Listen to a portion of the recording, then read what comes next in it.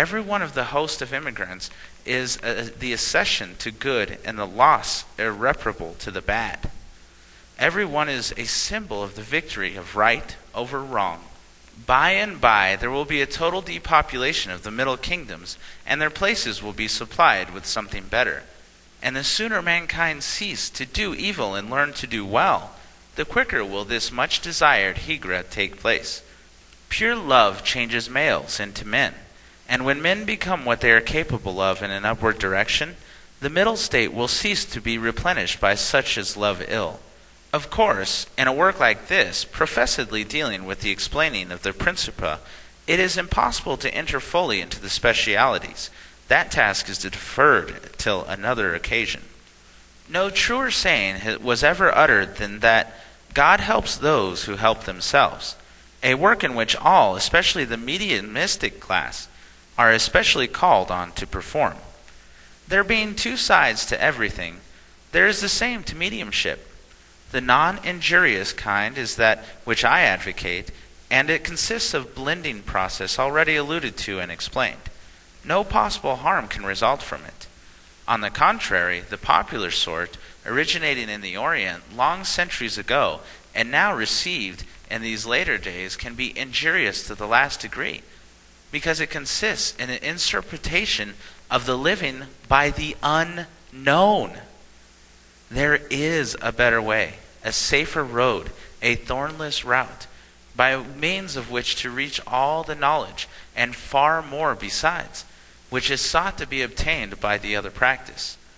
That surer means does not consist in all abandonment of self to stultification of the moral sense and will, nor in mesmerism, or the use of circles, the pestilent things, nor in the employment of any unhealthful means, but in an increase and strengthening of will and consciousness and moral purpose, not in a loss of consciousness of responsibility, but in an intensification and growth thereof.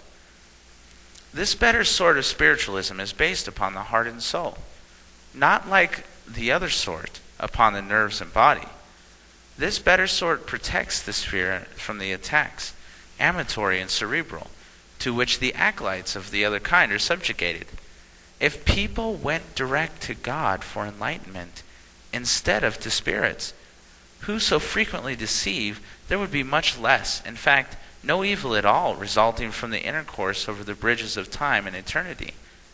And by firmly relying on Him whose very existence thousands of inhabitants of the middle state deny and scout the bare idea of, people would not only be able to preserve their odyllic spheres intact, but would be protected from the diabolic influence of machinations of the harpies who infest the threshold, that frequently deliver long and sounding platitudes from the lips of shut-eyed members of the two sexes, for they are not men and women yet, by a great deal.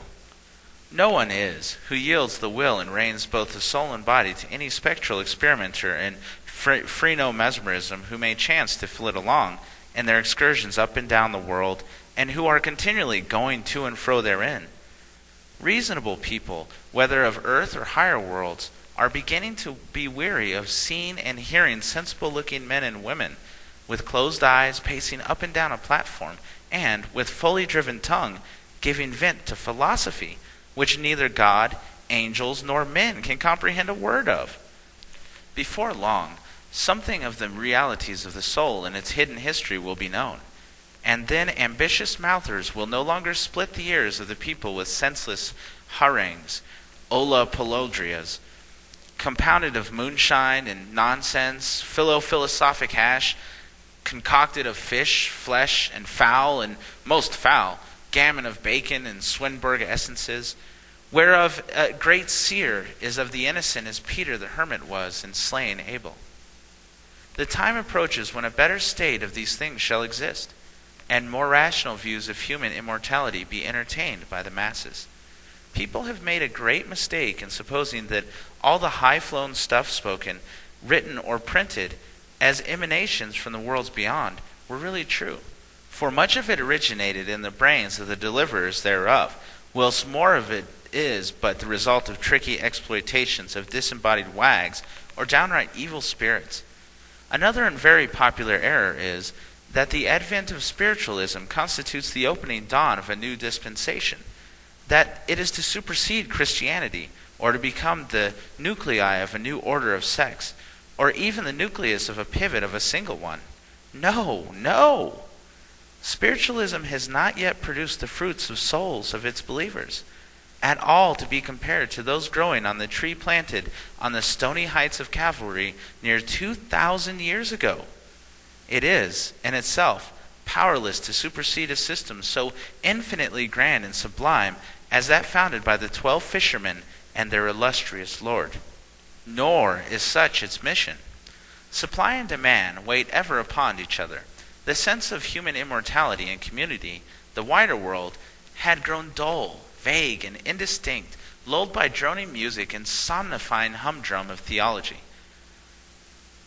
Churchianity, to a great degree, has usurped the office and functions of Christianity, and the sense of the hereafter had so nearly died out that the bad advocates of annihilation preached and printed their infernal libels on the corners of the world's highways, and millions began to seriously question wherein man was entitled what animals were not, while philosophic hucksters still, with quirk and grimace, howled forth books proving God a myth, Christ a bastard, and the Bible a lie, immortality a lame delusion, and virtue mere